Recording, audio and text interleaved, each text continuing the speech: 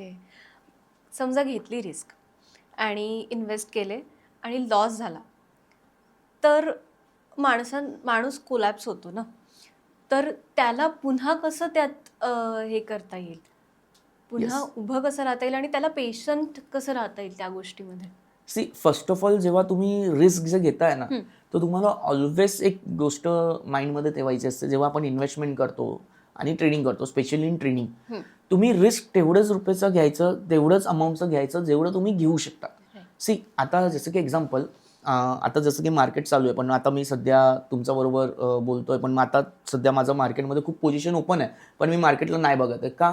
कारण का मला माहिती आहे की माझं स्टॉप लॉसेस वगैरे प्री डिफाईन आहे, की इफ इस माझं लॉसेस झालं तर किती होणार आहे मला प्री डिफाईन माहिती आहे. तर जेव्हा पण तुम्हाला प्रॉब्लेम कधी क्रिएट होतात की तुमचं रिस्क घ्यायची ॲपेटाईट 1,00,000 रुपीजचे आणि तुम्ही रिस्क घेताय 10,00,000 रुपयाचं, तर तुम्हाला प्रॉब्लेम क्रिएट होऊ शकतो.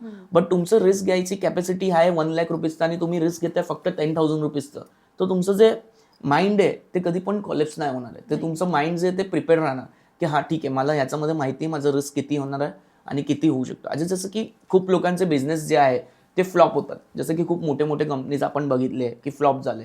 का झाले? कारण का त्यांनी जे रिस्क घ्यायचं होतं, त्यांचं रिस्कची कॅपॅसिटी होती 1 रुपीजची आणि त्यांनी रिस्क घेतलं 100 रुपीजचं.